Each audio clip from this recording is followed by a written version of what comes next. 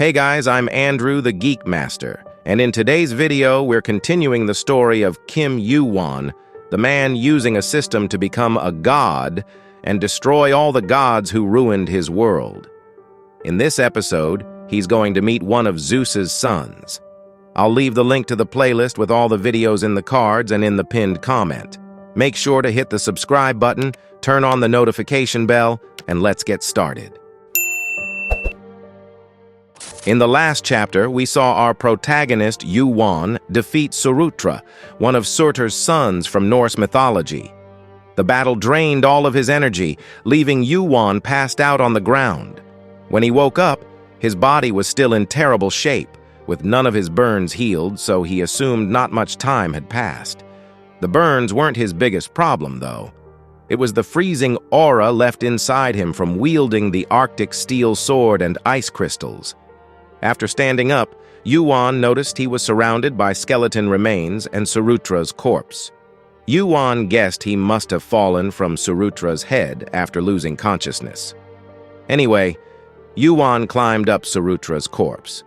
With the fire extinguished, Surutra's body looked pretty unimpressive, just like any other giant's dead body. But this was no ordinary corpse. Demon corpses contain items, and Surutra was especially unique since he was born as Surtur's son, even if he was just a low-class demon. Yu-won searched through Surutra's body. He ripped out a rib before digging into his chest until he found an empty space. Well, almost empty. He found a glowing red orb near Surutra's heart, but it looked more like a jewel than an actual heart. This orb was the heart of the demon giant Surutra and the source of his power. Its description said it acts like an elixir containing a huge amount of mana and the strength of a giant. Yu-won pulled the heart out and held it tightly in his hand, feeling its intense heat. He was tempted to consume it, but he knew his body wasn't strong enough yet. This elixir could change his physical structure drastically, and he'd need much more vitality for that. At that moment, a voice behind Yu-won asked if he was done yet. When Yu-won turned to see who it was, he wasn't surprised to once again meet the tutorial administrator. Our protagonist confidently and defiantly replied that he still had a long way to go, while the administrator just sighed, frustrated because the balance of the tutorial was completely broken, and the others had been pestering him because of Yu-won. However, even while venting his frustrations, the administrator couldn't do anything about Yu-won. Administrators were beings bound by the rules of the tower. As long as Yu-won stayed within the rules, his wild rampage would continue. After expressing his bitterness, the administrator told Yu-won he would be taken to the final area since the fourth tutorial was wrapping up. Yu-won then asked for his reward for defeating Surutra. The administrator revealed that it had taken a long time to decide what to give him because he had to consult with the administrators from other floors of the tower. After all, Surutra's purpose was to bring annihilation to the tutorial area, and he wasn't supposed to be defeated at all. Then they shook hands, and Yu-won received 10,000 points. All his attributes were increased by 3, and he even gained a new skill, Heavenly Star Slayer. Yu-won was pleasantly surprised. He didn't expect to get a skill, especially an A+ rank skill he had never heard of. Yu-won thought he knew most high-level skills, but when he read the description of this one, it said it had the power, destiny, and talent to destroy the heavens. From now on, his destiny and value would change depending on how much the life he took was worth. As an additional effect, his attributes would increase based on the enemies he killed. Yu-won found the level satisfactory, but the effect was a bit disappointing. What really caught his attention, though, was that this skill had a completion rate instead of proficiency. This meant the skill wasn't complete yet and could evolve with the user's growth. On top of that, Yu-won spent the 10,000 points he had just earned to buy a lesser scarlet medicine pill, an elixir that could boost his arcane power and vitality. With his shopping done, the administrator simply left once again. There were 4 hours left before the 5th and final tutorial would begin, so in that time he rested and healed his burns and injuries to prepare for the next phase. And sure enough, the air around him began to vibrate. His body floated, and his vision started to blur. Like ink mixing together, the sky and the ground blended into black. Yuan floated in the air as if he was being separated from the world, and his vision changed as the system announced that the final tutorial was beginning. Disconnecting from this world and connecting to a different one, another world with completely different colors appeared. The air that had been warm from the battle with Surutra turned cold. The sky was clear, and there was the smell of salty ocean air. In front of Yuan, a large forest appeared on the horizon. Many people started appearing around Yuan. This was the first time participants from different worlds gathered. This is what the tower calls the final tutorial, and this was the United World. After the system informed everyone that the final tutorial was starting, people murmured, curious about what would happen next. Among the crowd, there were a few who weren't too happy with the situation, but the messages continued, stating that Baraganda Island was slowly sinking into the sea. There is only one condition required to prove your worth and escape the island. Defeat the boss at the top of the island. You will receive a score based on your contribution to defeating the boss. The final reward will be decided based on your score and how long it took to bring down the boss.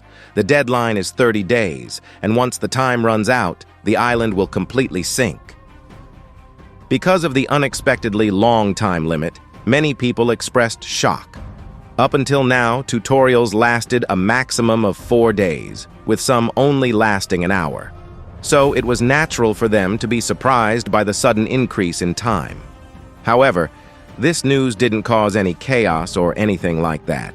In fact, most people seemed relieved because it meant they didn't have to pick up their weapons and fight those around them immediately. Also, having more time was better for achieving specific goals.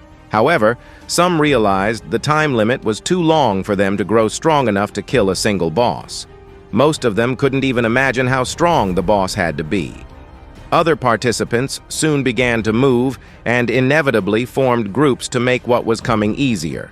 But then an authoritative voice echoed through the area, saying that he wouldn't join anyone, grabbing everyone's attention, including Yuan's. It was a man with blonde hair and golden eyes, dressed in white cloth. His white clothes looked out of place in the chaos of the tutorial. He immediately said that a companion must be someone you can trust to walk by your side and cover your back, which is why he would choose his own allies. With an arrogant look, he even said that many of them weren't worthy of walking with him. That's when Yuan realized who this man was. One of the participants didn't take kindly to this guy's words and charged at him, calling him arrogant. However, before the man could get any closer, the blonde guy in white clothes unleashed some sort of yellow electric blast, and suddenly, everyone around him was thrown into the air. It was an incredibly powerful electric attack, wiping out everyone within a 5-meter radius. Despite having just made almost 100 enemies, the man looked pretty unconcerned, calling them all insolent worms. And that's when it was revealed that this was Hargan, the self-proclaimed heir of Olympus and a descendant of Zeus. While people were impressed by Hargan's abilities, Yuan knew he was on a completely different level compared to the average tutorial participants because he was a pure blood. Pure blood referred to beings who were born and raised in the tower, yet still decided to climb it. Since pure bloods had experienced the tower's magnificence from birth, it was only natural that they possessed much greater power compared to those who had just been selected to participate in the tutorial. With this, Yuan understood why Hargan had caught the tower's attention during Yuan's first time in the tutorial. He wasn't just a pure blood from Olympus. He was a descendant of Zeus, known as the participant who inherited the power of thunder. In the past, he had made the greatest contribution to defeating the boss of the 5th tutorial. Anyway, Yuan quickly finished reminiscing about the past and decided to stop paying attention to Hargan. Yuan had no intention of getting too involved with him because he hated noisy people.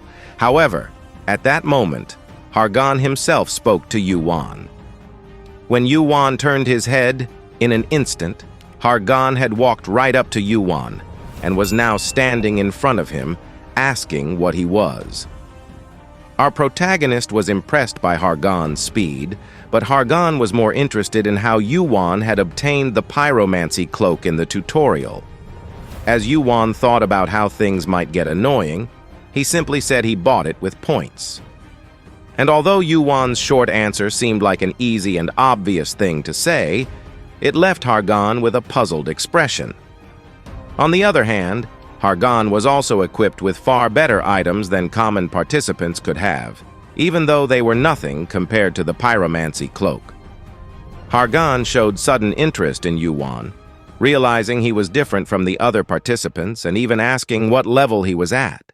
But our protagonist made it clear that asking something so personal was impolite. This left Hargan scratching his head. He decided to stop asking questions and simply invited Yuan to team up with him.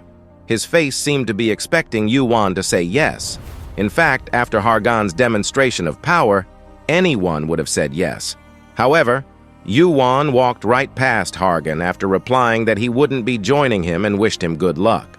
With his pride wounded from being ignored, Hargan frowned, thinking that Yuan had rejected him because he didn't know who he truly was.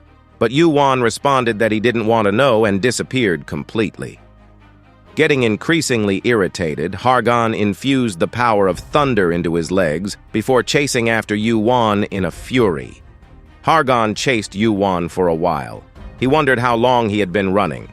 Every now and then a monster would attack him, but Hargan could blow it away in an instant before continuing to chase Yuan. Eventually, though, Hargan gave up chasing after Yuan, deciding to rest and catch his breath. The distance between the two had grown to the point where Hargan could no longer see Yuan. Hargan was utterly confused. Even he hadn't been able to catch up, despite running with all his strength. Hargan didn't think Yuan was using any special ability that increased his movement speed, because if that were the case, he would have detected the flow of mana. This meant that Yuan was running purely using the power of his attributes. He thought that maybe Yuan was also a pure blood, maybe from El Farado, a group known for their speed, or perhaps he was a martial arts specialist, or even a descendant of Hermes. After thinking for a minute, Hargan decided to let it go, as he wasn't getting anywhere just thinking about it alone. In fact, he cracked a wide grin and let a bit of electricity flow out of him, feeling that things were getting interesting. At the same time, Yuan finally stopped running after seeing that Hargan was no longer following him. It had taken Yuan 5 minutes to get out of his range. It was no wonder Hargan went around claiming to be the successor of Zeus. And from what Yuan remembered, his specialty wasn't speed, but extreme brute strength using his electrical powers. Yuan even recalled when the administrator said that the balance of this tutorial was completely broken. Maybe he wasn't just talking about Yuan, since Hargan also had enough power to completely destroy the tutorial's ecosystem. After that, Yuan found a cave within the forest. Inside the cave, there were dozens of gnolls. Gnolls were wolf-headed monsters, so Yuan killed them all and took the cave for himself. After killing dozens of gnolls, the completion rate of Heaven-Slaying Star increased a little. It was really only a little, as the completion rate wasn't even 0.01%. To raise that rate, he would need to hunt stronger monsters. But Yuan's goal in finding this cave wasn't to hunt monsters. He sprinkled the scentless powder he had bought earlier at the entrance and deep inside the cave. He did this to prevent other monsters from detecting his scent and entering. Since he had consumed the lower scarlet medicinal pill, and his ice aura had dissipated as well, his body was ready for what he had in mind. Yuan then reached into his inventory and pulled out a bright red crystal. It was the heart of the giant Surutra, the most valuable elixir that could be obtained in the tutorial. He remembered another old conversation where someone told him that the giant's heart had to be consumed before the tutorial ended. And sure enough, Yuan took a deep breath, opened his mouth wide, and chewed and swallowed the crimson gem. Immediately, the system notified him that he had consumed the vital energy of giants and demons. Giant's blood began to penetrate his body. Demon's blood began to penetrate his body. And so a battle between human, giant, and demon blood began inside his body. Yuan's body became so hot that he thought he was going insane. The pyromancy cloak Yuan was wearing had no effect. If it weren't for the fire resistance from Ashen Eyes, it would have felt like his internal organs were melting. Writhing on the ground, Yuan exhaled hot breath. He rolled around on the floor, back and forth, crashing into everything around him. His body was burning, his bones and muscles seemed to be convulsing, and his blood felt like it was flowing backward. It lasted who knows how many hours. As Yuan had expected, Ashen Eyes alone wasn't enough. This damned blood was insanely hot. If Yuan hadn't been in good condition, he might have lost his mind and passed out already. Unfortunately, there was no way to make the pain go away. The only option was to endure it with mental strength. This is where we find out that the one who told Yuan about the idea of eating the giant's heart before the end of the tutorial was none other than Hercules, the giant slayer himself. Knowing that eating this thing during the tutorial was basically a death sentence, Hercules advised him to get the Ashen Eyes.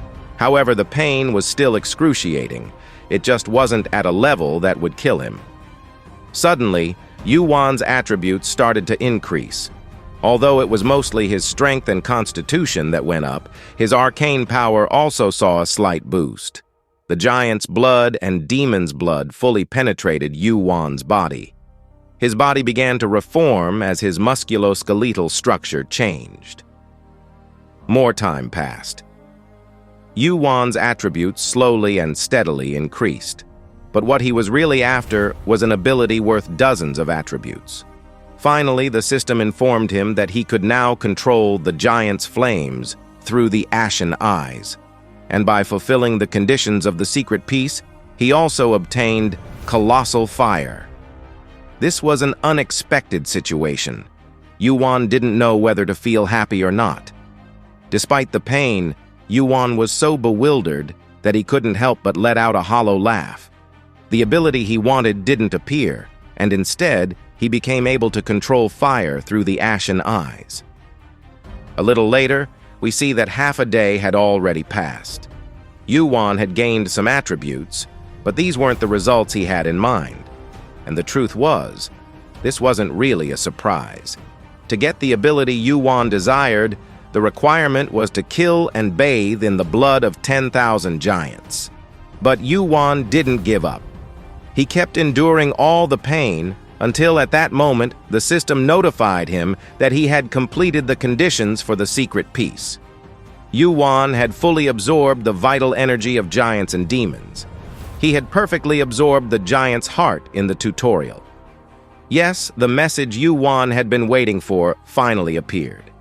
And as our protagonist finally passed out, the system notified him that he had acquired gigantification. Almost a full day had passed since the start of the 5th tutorial when our protagonist finally woke up. Yuan now intended to finish this tutorial as quickly as possible. As far as Yuan knew, the fastest record for the final tutorial was a week. It was a record set by Odin. Odin was part of the first generation to record the start of the tower. He led the Asgard Giants faction and was a tremendous fighter and the greatest magic warrior Yuan had ever known. Still, Yuan didn't plan on losing to him. In the 5th tutorial, everyone was a competitor. Every action you took was converted into contribution points. From hunting to hidden pieces as well as special missions, you were scored on all these different factors and ranked accordingly. But Yuan didn't consider any of them to be his competitors because his mind was focused on beings far superior.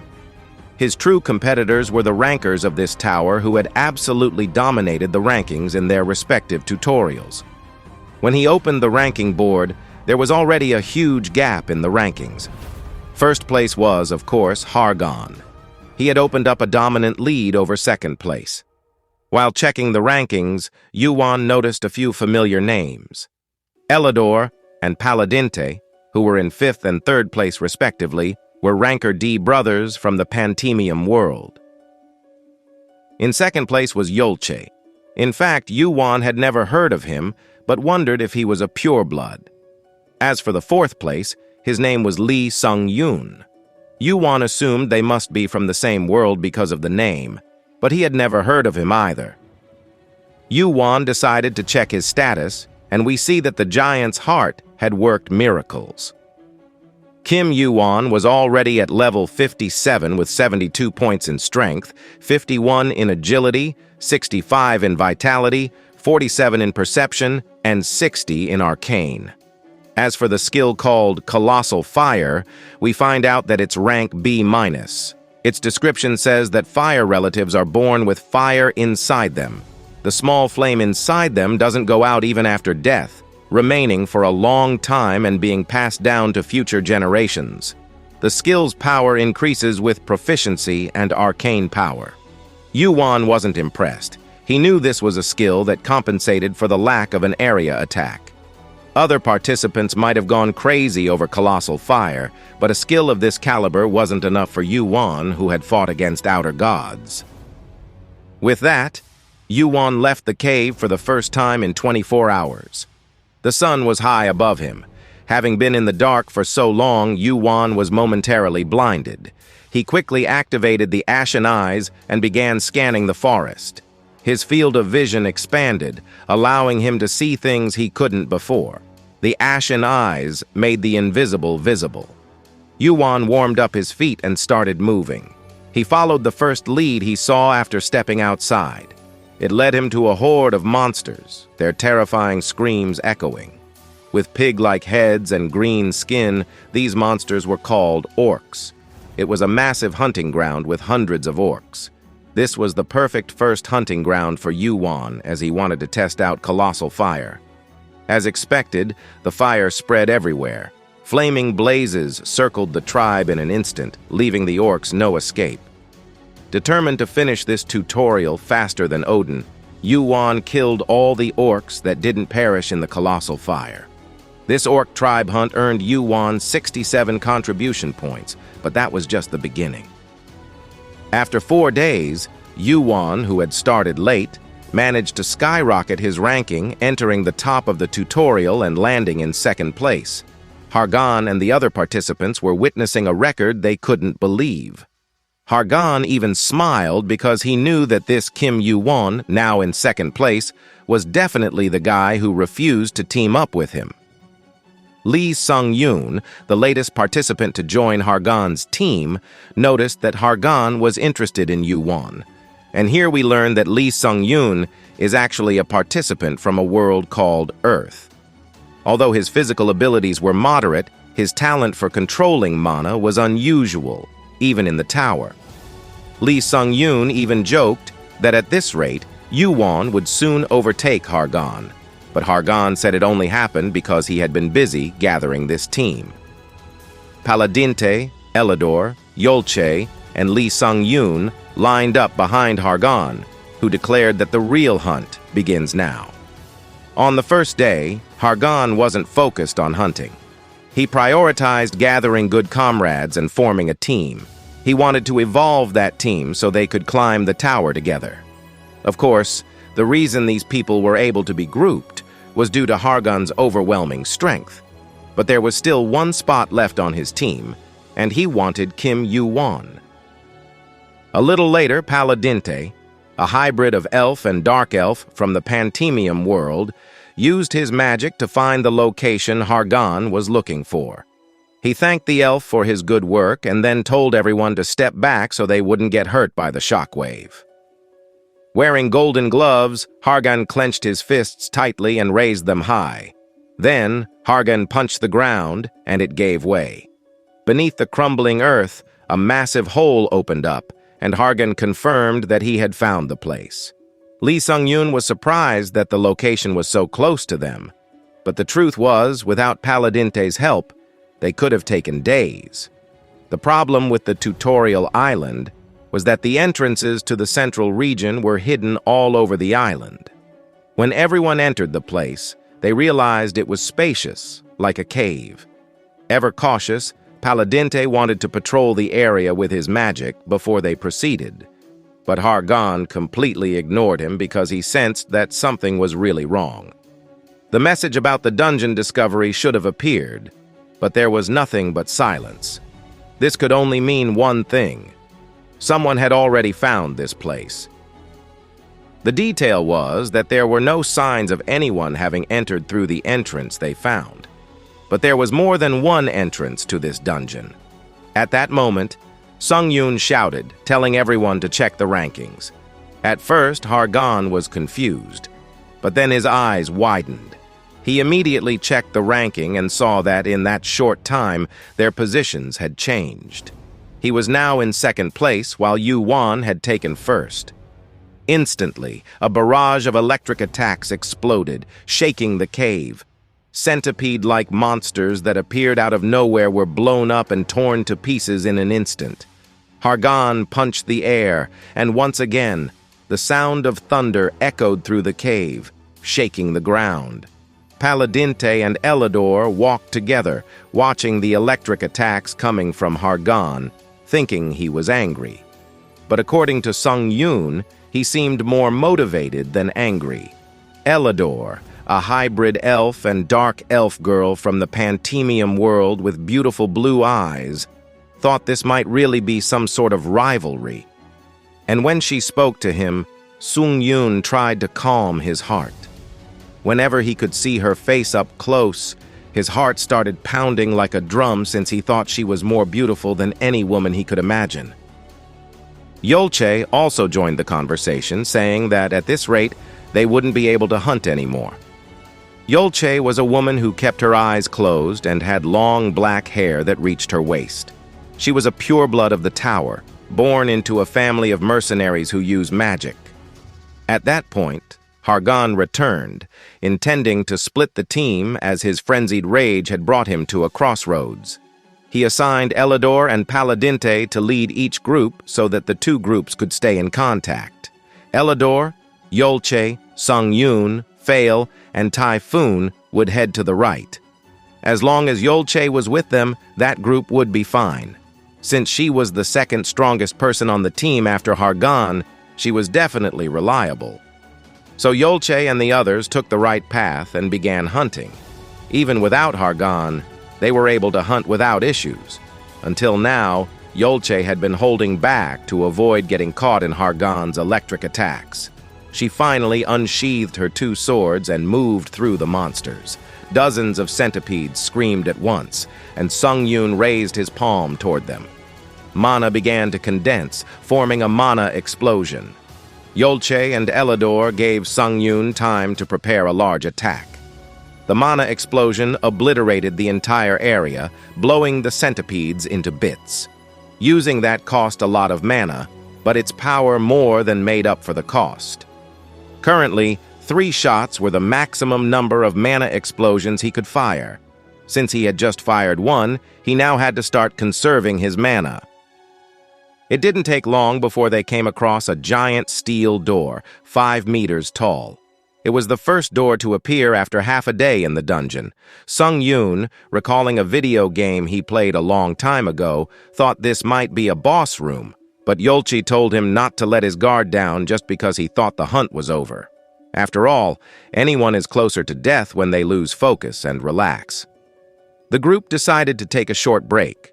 Sung-yoon caught his breath, focusing on recovering his mana, but he also kept checking the rankings, which left him impressed by what he saw. Before Yolche and the others could check the rankings, the cave floor started shaking. It was a tremor that felt like something heavy had just fallen.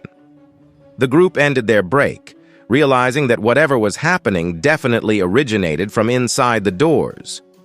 Quickly, Yolche organized her group and prepared to open the door, though Sung Yoon had a hunch that this tremor was related to the rankings he had just seen.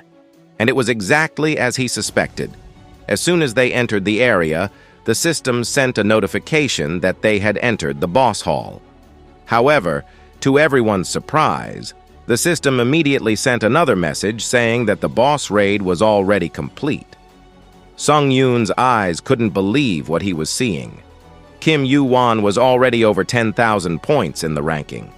The guy who had just killed a mega boss all by himself was standing there in front of them and didn't seem the least bit concerned.